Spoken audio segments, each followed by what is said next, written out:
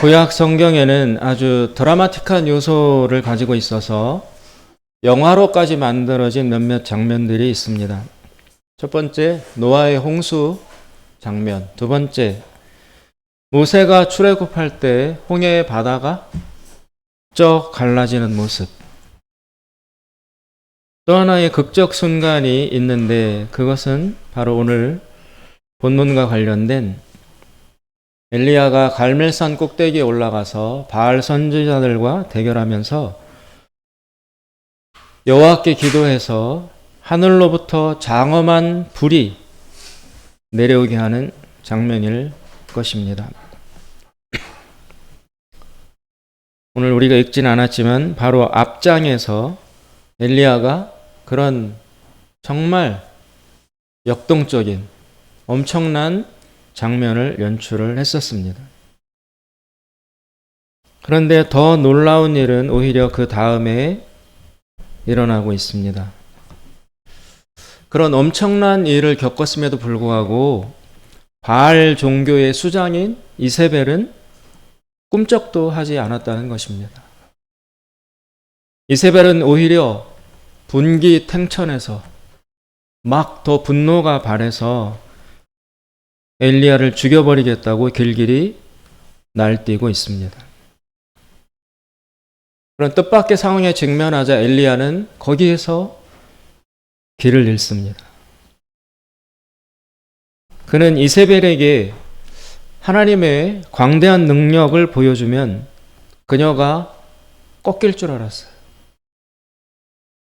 850명 바알과 아세라의 선지자들을 다 모아도 전혀 하지 못하던 그 일을 여호와를 믿는 엘리야 자기 한 사람이 하나님 앞에 간단히 기도했을 때 하늘로부터 불덩어리가 내려와서 쌓아놓은 제단의 제물뿐만이 아니라 돌까지 태우고 그리고 그 옆에 파놓은 또랑의 물까지 불이 다 태워버릴 정도의 엄청난 정말 스펙타클한 일이 현장에서 일어났습니다.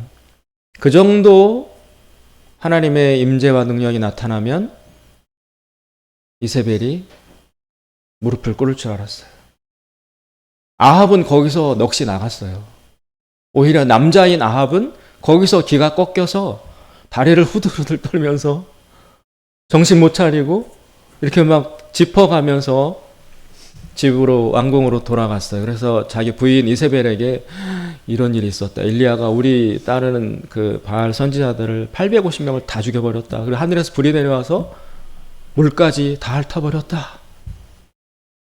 그렇게 눈이 막 얼굴이 하얘지고 그래서 부인한테 이야기를 했더니 이세벨은 눈도 까딱하지 않으면서 그래서 뭐 so what? 내 엘리야 내가 죽여버려야지.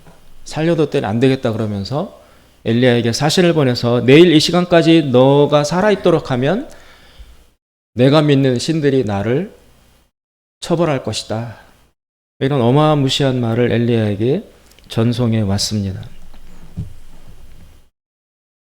그런 정말 한 번도 상상해 보지 않았던 예상을 해볼 수 없었던 그런 이세벨의 반응으로 말미암아 인생의 완벽히 막힌 틈이라고는 하나도 없는 인생의 막다른 골목에 직면하게 된 엘리야는 거기에서 한없이 좌절하고 추락하게 됩니다. 이 엘리야의 절망이 어느 정도냐? 오늘 4절에 보시면 이렇게 말합니다. 4절에 자기 자신은 즉 엘리야는 광야로 들어가 하룻길쯤 가서 한 로뎀나무 아래에 앉아서 자기가 죽기를 원하여 이르되 여호와여 넉넉하오니 지금 내 생명을 거두어 주시옵소서. 죽기를 바랄 정도로 그 상처가 깊었습니다. 지금 엘리야는 형언할 수 없는 허무와 허탈함과 무력감, 실패감에 완전히 사로잡혀 있습니다. 사실 이 말을 다른 것으로 번역하면 자살하고 싶다는 거예요, 엘리야가. 그러나 자기 스스로 그렇게 할 수는 없으니 하나님, 내 생명을 그냥 거둬 가십시오. 내가 살아서 못합니까? 살아야 할 이유가 없고 살 수 있는 힘도 다 사라졌습니다. 한번 생각해 보십시오. 자신의 모든 것을 쏟아부어서 승부를 걸었는데 아무 열매가 없다. 자신의 젊음도, 돈도, 시간도, 열정도 다 바쳐서 몰두해 왔는데 그것이 철저한 실패로 끝나게 되었다면 무너지지 않겠습니까?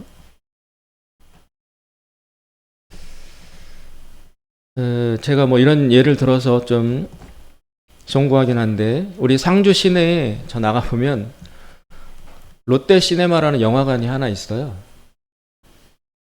몇 년 전에 우리 상주에는 영화관이 없었단 말이에요. 그런데 드디어 그 영화관이 하나 생긴다고 소식을 들었습니다.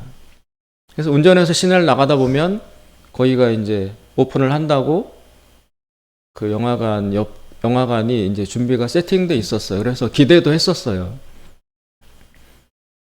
그 영화관이 오랜 기간 공을 들여서 호기롭게 출발을 했습니다. 그런데 정말 공교롭게도 문을 연 바로 그 시점에 코로나가 터졌어요. 개업과 동시에 코로나가 발생했어요. 얼마나 당황했을까요? 얼마나 막막하고 고통스러웠을까요? 절대 예측할 수 없는 전대미문의 전염병이 하필 그 시점에 온 세계를 덮치리라는 것을 어떻게 대비할 수 있었겠습니까? 아마 그 업주의 마음 역시 엘리야처럼 이런 마음이었을 것입니다. 지금 엘리야가 그런 상황에 놓이게 된 것입니다. 즐거움도 마다하고 쾌락도 뒤로 미루고 오직 한 가지 하나님을 향한 열심만으로 바알을 굴복시키겠다고 자신의 모든 것을 다 바치고 희생시켜서 여기까지 왔는데, 그런데 철저히 실패하다니 더 살아갈 수 있는 힘을 가질 수 없었을 것입니다. 게다가 지금 엘리야는 젊지 않습니다. 인생의 후반부입니다. 지금쯤이면 자신의 사역에서 대성공을 거두고 영광을 누리면서 안락하고 넉넉한 명예와 평안을 누리고 있어야 할 나이입니다. 그런데 모든 것이 다 수포로 돌아갔습니다. 얼마나 허무하고 얼마나 허탈하겠습니까? 그런데 오늘 본문은 여기에서 끝이 나지 않습니다. 엘리야 스토리의 제2막에 대해서 오늘 본문은 더 이야기를 합니다.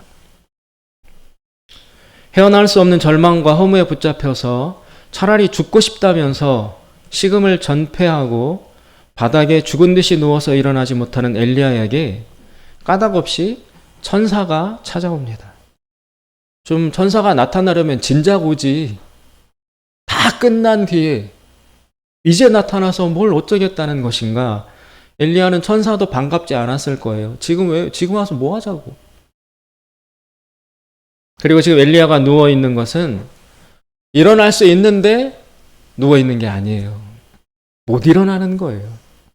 내면이 붕괴되었으므로 일어날 수 있는데 그냥 누워 있는 선택의 결과가 아니라 못 일어나요. 마음이 붕괴되었으므로 땅바닥에 그냥 온몸이 쫙 붙어서 일어날 수 없는 상태인 것입니다. 그런데 천사가 찾아와서 극구 물과 음식을 가져다 주면서 자꾸 먹으라고 해요. 엘리야더러. 천사가 떠나지 않고 집요하게 물 먹어라, 떡을 먹어라, 힘을 내라 라고 하니까 엘리야가 할 수 없이 천근 같은 몸을 일으켜서 천사 서운하지 않게 해주려고 대충 먹습니다. 그리고 또 바로 누워버려요. 눕는 게 아니라 무너지는 거죠. 옷을 벗어서 던져놓으면 스르르 옷이 가라앉는 것처럼, 속이 빈 자루가 스스로 주저앉는 것처럼 엘리야는 지금 음식을 먹었다, 물을 먹었다고 해서 그걸로 새 힘을 솟는 그런 단계가 아니라 아무리 먹어도 힘을 낼 수 없는 붕괴된 상태입니다. 그래서 천사가 재촉하니까 그냥 먹는 신용을 했지만 다시 바닥으로 깔아져서 누워 일어날 수 없습니다. 정신적 절망이 육체를 온통 덮어버렸기 때문에 일어날 수 없는 것입니다. 그런데 천사는 떠나지 않고 또 음식을 주면서 또 먹으라고 해요. 이렇게 천사는 계속 엘리야에게 음식을 먹이면서 회복을 시킵니다. 먹고 싶어서 먹은 것은 아니지만 어쨌든 천사가 자꾸 꾸겨 넣으니까 할 수 없이 먹은 것이 쌓이고 쌓여서 엘리야가 조금씩 힘을 찾기 시작했습니다. 천사는 그러면 뒤늦게 찾아와서 왜 이런 일을 행하는 것일까요? 왜 자꾸 먹이는 거예요? 목표도 없고 비전도 없는데 또 이거 먹고 힘을 낸들 엘리야는 더 할 일이 없어요. 승부는 끝났어요. 게임 오버예요. 더 할 수 있는 일도 더 하고 싶은 일도 엘리야에게는 없는데 굳이 이렇게 자꾸 음식을 먹여서 힘을 갖도록 만드는 그 집요한 이유는 무엇일까요? 천사는 지금 엘리야를 어디론가 몰아붙이고 있습니다. 어디로 자꾸 가라고요. 자꾸 뒤에서 밀어서 보냅니다. 노예는 엘리야에게 계속 음식을 먹여서 일으키는 것은 엘리야로 하여금 어디론가 가게 만들기 위함입니다. 그 이야기가 5절에서 8절까지 나와 있습니다. 제가 읽어드리겠습니다. 로뎀나무 아래에 누워 자더니 천사가 그를 어루만지며 그에게 이르되 일어나서 먹으라 하는지라. 본즉 머리맡에 숯불에 구운 떡과 한 병 물이 있더라. 이에 먹고 마시고 다시 누웠더니 여호와의 천사가 또 다시 와서 어루만지며 이르되 일어나 먹으라. 내가 갈 길을 다 가지 못할까 하노라 하는지라. 엘리야가 어딘가 갈 길이 있다는 것이죠. 그래서 엘리야는 그 서슬에 이제 눌려서 다시 먹습니다. 그래서 8절에 보시면 이에 일어나 먹고 마시고 그 음식물의 힘을 의지하여 40주 40야를 가서 하나님의 산 호렙에 이르니라. 천사가 엘리야를 지금 이끌고 가려 하는 것은 바로 호렙산입니다. 호렙산. 이 호렙산은 옛날 모세가 이스라엘 백성을 데리고 나와서 첫 번째 머물면서 하나님에게 올라가서 십계명을 받은 그 산이에요. 다른 말로 신의 산이라고 하죠. 하나님과의 만남이 있었던 산. 거기로 지금 천사는 엘리야를 자꾸 밀어붙여서 가게 합니다. 40일 밤낮을 걸어서 갔다고 나와 있습니다.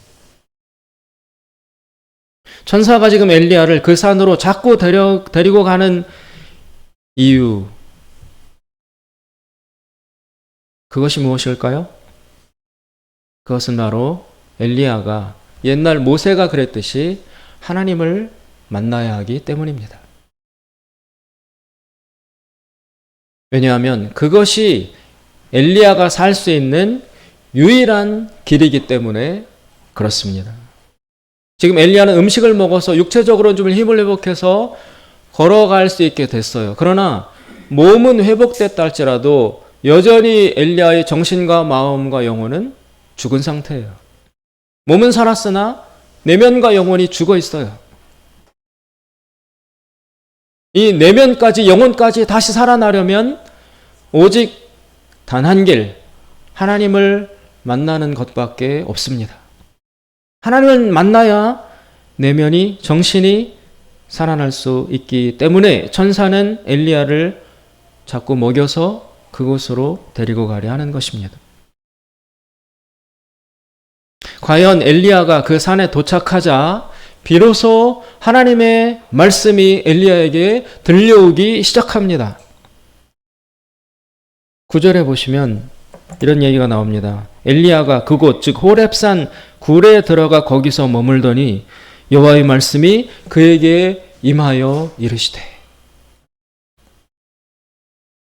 바로 이 말씀 듣기 위해서 천사는 엘리야를 호렙산으로 몰아붙인 거예요. 거기 가야만 하나님 말씀을, 하나님 음성을 들을 수 있기 때문에, 그래야 살아날 수 있기 때문에 천사는 거기로 데리고 간 것입니다.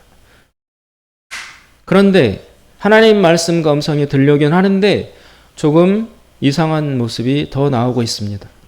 지금 읽은 9절에 보시면 분명히 하나님의 말씀이 임했습니다.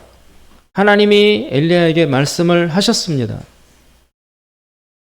그런데 하나님은 거기서 멈추지 않고 이상한 말씀을 하세요. 엘리야에게 11절에 보시면 여호와께서 이르시되 너는 나가서 여호와 앞에서 산에 서라. 문장이 여러분 성립됩니까? 첫 번에 여호와께서 이르시되, 지금 여호와께서 엘리야에게 말씀을 하고 계세요. 그런데 말씀의 내용이 뭐냐면 너는 나가서 여호와 앞에서 산에 서라. 지금 여호와가 말씀하시는데 나가서 여호와 앞에 또 서라는 거예요. 지금 여호와께서 앞에서 말씀하시잖아요. 그럼 지금 만나면 되는데, 그런데 엘리야로 하여금 나가서 여호와 앞에 서라 라고 마치 또 다른 여호와가 있는 것처럼, 또 다른 하나님이 계신 것처럼 여호와 앞에 서라고 다시 말씀하십니다. 그럼 앞에 있는 여호와는 누구고 나아가서 다시 만나야 될 여호와는 도대체 누구입니까? 왜 지금 만나고 있는데 또 하나님 앞에 서라는 것입니까? 하나님이 두 분입니까? 이 하나님 말고 하나님이 또 따로 있다는 것입니까? 혹자는 여기에서 삼위일체를 끌어낼 수도 있지만 전혀 옳지 않은 해석입니다.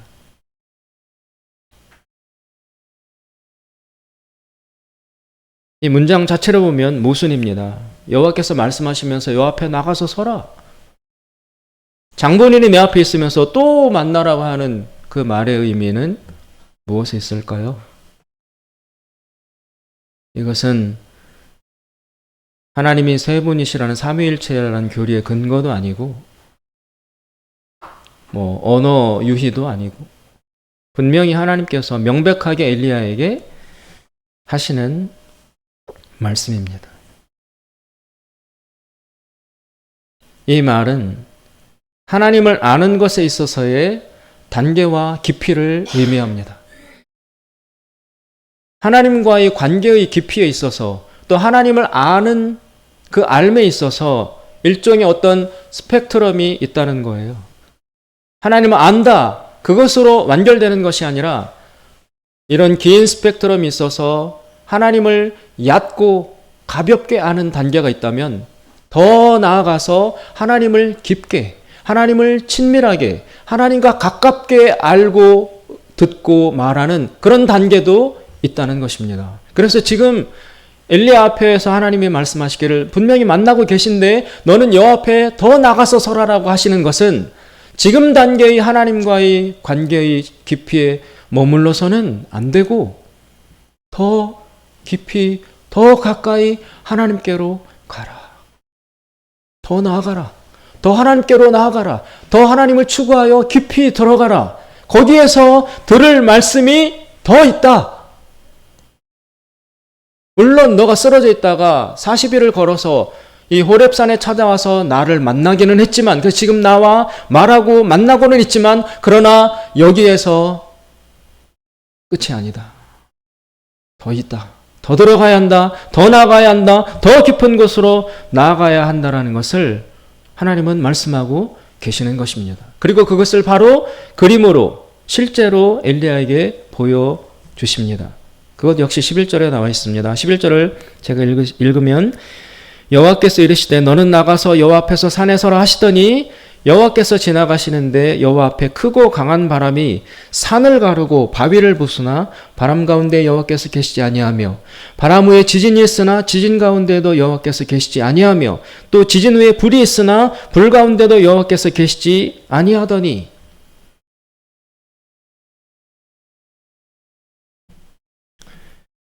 바람이 지나가고 산을 가르고 바위를 쪼개낼 수 있는 파워풀한 바람, 태풍이, 폭풍이 불어왔습니다. 그 다음에 거대한 불이 엘리야 앞에 찾아왔습니다. 그리고 지진이 솟구쳤습니다.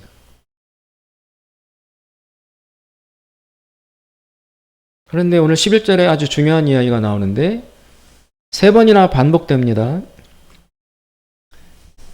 여호와 앞에 크고 강한 바람이 산을 가르고 바위를 부수나 바람 가운데에 뭡니까? 여호와께서 계시지 아니하며. 바람 후에 지진이 있으나 지진 가운데도 여호와께서 계시지 아니하며, 또 지진 후에 불이 있으나 불 가운데에도 여호와께서 계시지 아니하다.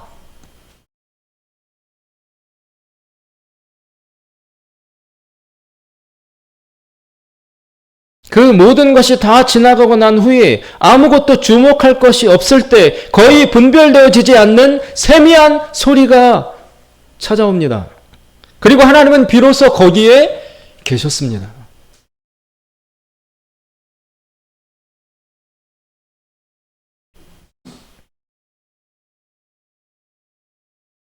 하나님은 그 세미한 음성의 단계에서 비로소 엘리야에게 그의 인생을 바꾸게 만드는 절대적이고 결정적인 말씀을 그때 털어 놓으십니다.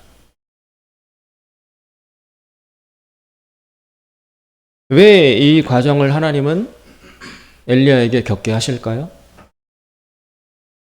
우리는 하나님에 대해서 강력한 가시적 힘과 능력을 기대합니다.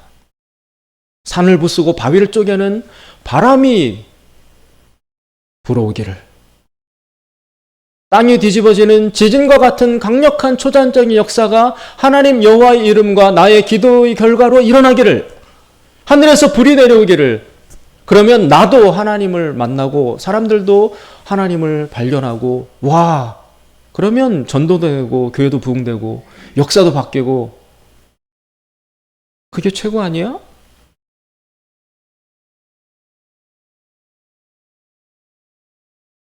엘리야도 동일한 생각을 가지고 있었던 것입니다.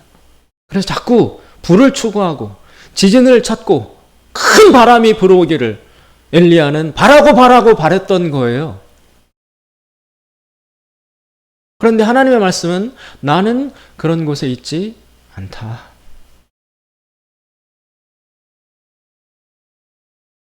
하나님과의 깊은 관계, 어떤 스펙트럼을 놓고 볼 때 얕고 가벼운 단계, 초보적 단계, 그리고 하나님과의 깊은 관계가 있다면, 사람들은 하나님과 관계가 깊어지면, 하나님을 더 많이 알면 불이 떨어지고 바람이 불고 태풍이 불고 지진이 일어나고 그런 일들이 마구마구 일어날 수 있을 거야 라고 간주합니다. 믿음이 좋다면, 기도하면 뭐 막 보이고 떨어지고 초자연적 역사가 일어나고 들리고 막, 그런데 아니라는 거예요. 그렇지 않다. 착각하지 마라. 엘리야가 가졌던 하나님에 대한 고정관념과 편견과 선입견을 하나님은 다 박살내십니다. 다 박살냅니다. 엘리야는 얼마나 기대했겠어요. 바람이 불 때, 바위가 쪼개지는 그런 바람이 불어올 때, 아, 드디어 하나님이 나에게 말씀하시는구나, 내가 살아날 수 있겠구나 기대를 했을 것입니다. 그러나 거기에 하나님은 계시지 않았습니다. 지진도 일어나고, 그러나 그것도 지나가고, 불덩어리가 떨어졌는데도 하나님 음성은 들리지 않았습니다. 그런 것들이 다 지나고 났을 때 분별하기 어려운 정도의 작은, 아주 작은 소리를 통해서 하나님은 엘리야에게 결정적인 말씀을 전달해 오시는 것입니다. 엘리야는 그 세미한 음성을 통해서 하나님으로부터 기절초풍할 만한 말씀을 듣습니다. 그게 무엇입니까? 엘리야야, 너의 사명은 다른 데에 있다.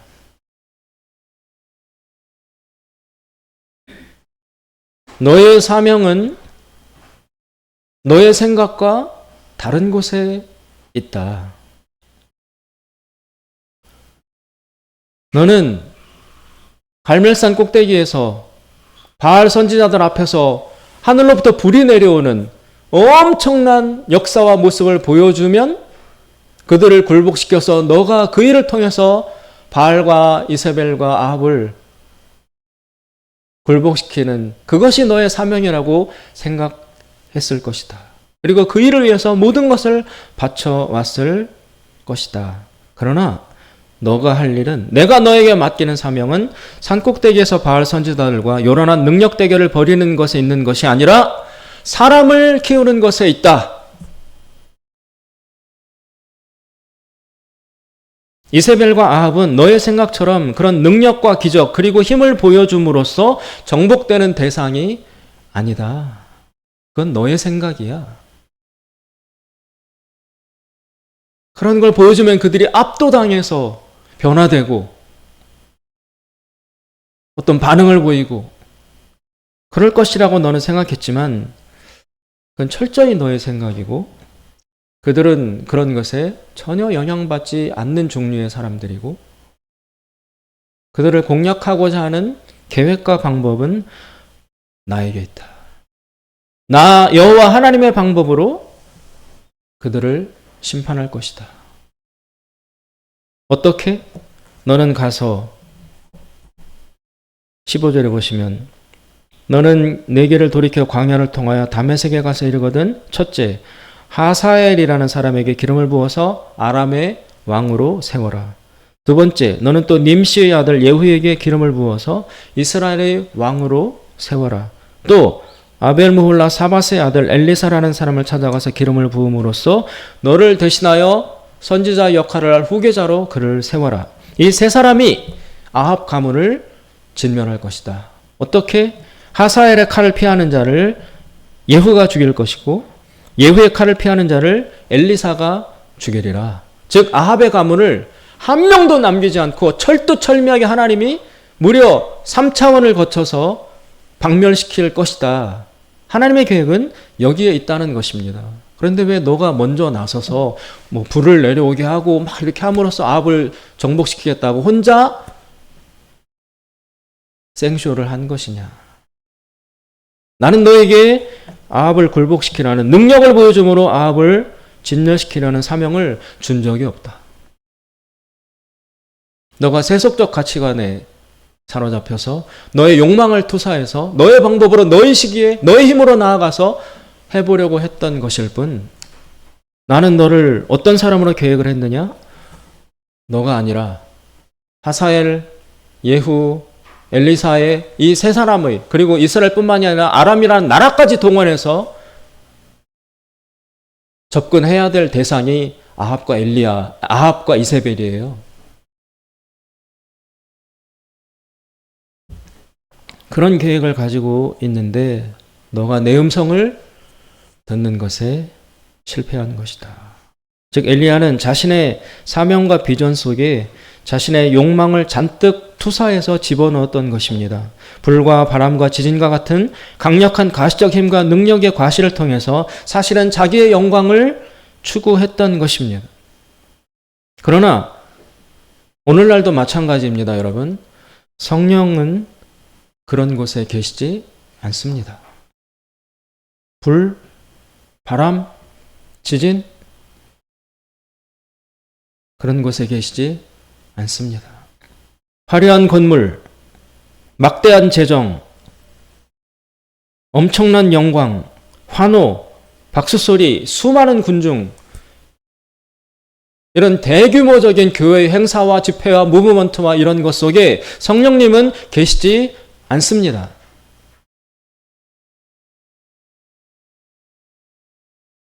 인간의 영광을 추구하는 욕망들이 99% 이상 거기에 담겨서 하나님과 무관한 하나님과 교회의 이름으로 하나님과 무관한 일들을 벌이고 있을 뿐 성령님은 그런 곳에 계시지 않습니다. 제가 하고 있는 성경 공부가 있습니다. 그 성경 공부에서 이런 본문을 공부하게 되었습니다.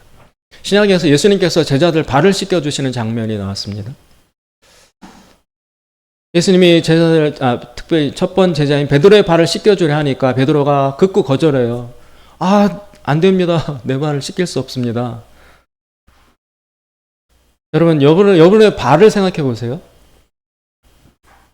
예수님 여러분 발을 씻겨주겠다고 양말 벗어라, 신발 벗어라 그러면은 즉시 발 내놓고 씻어주세요 할 수 있겠습니까? 여자분들은 또 모르겠어요. 발이 뭐 크게 더러울 일 없으니까. 근데 남자들은요, 군대 갔다 오면 무좀에, 발톱 무좀에, 또 뭐 남녀 공이 일어날 수 있는 무지외반증으로 엄지발가락 이만큼 꺾이기도 하고, 습진에, 각질에, 이상한 발톱 모양의 티눈에, 온갖 것들이 발에 다 담겨 있어요. 그래서 발을 씻는다고 할 때 선뜻 내놓기가 어렵습니다. 베드로 역시 그 광야 사막에 하루 종일 다니고 샌들 신고 때랑 모래랑 뭐 온갖 것들이 다 묻어있고, 베드로도 무좀이 있었을 것 같아요. 배에서 막 오랫동안 그물 던지고 할 때 못 씻고 했으니까 틀림없이 있었을 걸로 보여요. 그래서 그 부끄러운 부분을 예수님이 내어놓으라고 할 때 절대 안 됩니다. 아유, 내가 이렇게 생각했던 것이 한 가지가 있고, 두 번째, 저는 몰랐던 새로운 발상을 알게 되었습니다. 베드로가 이렇게 생각할 수도 있다는 거예요. 아, 예수님 왜 이렇게 작은 일에 집착하십니까? 지금 예수님 누구십니까? 메시아 아닙니까? 하나님 나라의 완성, 이스라엘의 독립, 뭐 이런 거창한 주제에 예수님 지금 몰두하셔도 시간이 없을 판인데 굳이 우리를 붙들고 이 발 씻어주겠다고 여기 이 작은 일에 이렇게 집착하시는, 지금 시간 낭비 아닙니까? 예수님 본인의 정체성을 좀 생각하십시오. 사명을. 베드로 마음과 제자들 마음 가운데 그런 일 생각이 있을 수 있었다는 것입니다. 큰일 하셔야 될 분이 왜 지금 이 쓸데없는, 그리고 이거 다 종들이, 하인들이 하는 일 아니에요. 근데 굳이 예수님이 이 일을 하시겠다고 제자들 속에 그런 생각을 가질 수 있었다는 것입니다. 그런데 여러분, 거기에 우리의 착각이 있습니다. 예수님은 이렇게 말씀하십니다. 내가 주와 선생으로 너희들 앞에 와 있다. 그러나 내가 주와 선생으로 너희들의 발을 씻어주는 것은 너희들에게 본을 보이려 합니다. 모델을 제공하려 합니다. 왜? 주와 선생인, 높은 자인 내가 낮은 너희들의 종처럼 발을 씻어주는 이 행위를 지금 하는 것은 내가 떠나고 난 이후에 너희들도 세상에 나가서 바로 이 작은 일을 하라고 보내기 위함이다. 너희들이 해야 될 사명은 큰 자, 승리한 자, 높은 자, 이런 자들이 되어서 지배하고 떵떵거리고 화려한 엄청난 무브먼트 액션을 하라고 나는 너희들을 제자로 삼아서 보내려는 것이 아니라, 너희들이 큰 자이지만 하나님 앞에 선택받은 귀중한 사람들이지만, 그러나 세상에 나가서 너희들이 해야 될 일은 하인처럼, 종처럼 아무도 하지 않는 쓸데없는 일이다, 시간 낭비다, 왜 그 훌륭한들이 이런 일을 하느냐라고 지칭받는 그 작은 일, 하인들이 하는 그 일,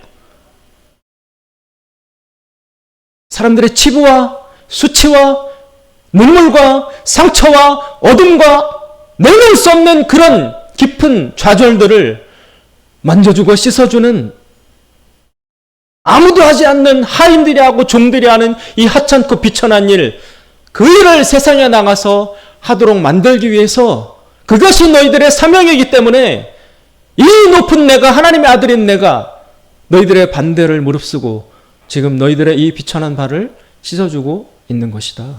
착각하지 마라. 너희들의 사명은 가서 이 작은 일을 하는 거야.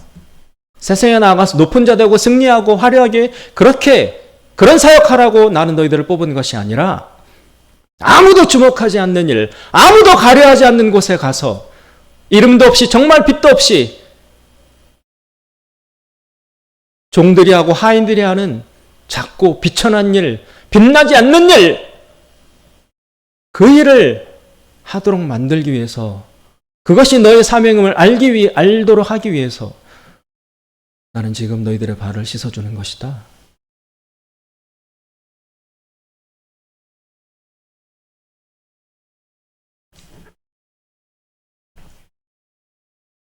그때의 제자들이나 우리들은 심각하게 오해를 하고 있습니다.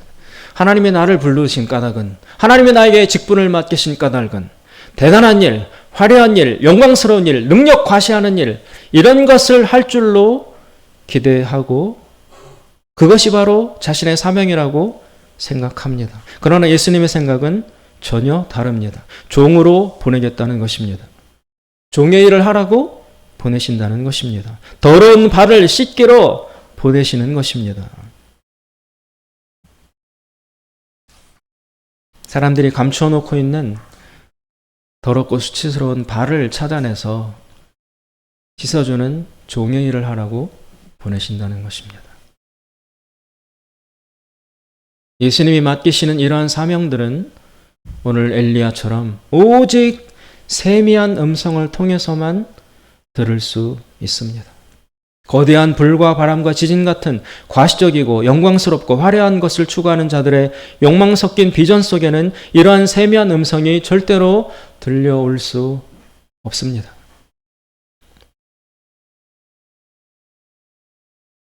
우리는 하나님을, 예수님을, 성령님을 생각하며 심각하게 오해하고 있습니다. 교회 역시 엘리야처럼 하나님을 오해하고 있습니다. 열심히 하는데도 왜 열매가 없는가? 모든 것을, 내 인생을 다 바쳐서 사역하는데 왜 나의 삶에는 영광이 없는가? 왜 이토록 실패와 허무에 직면해야 하는가?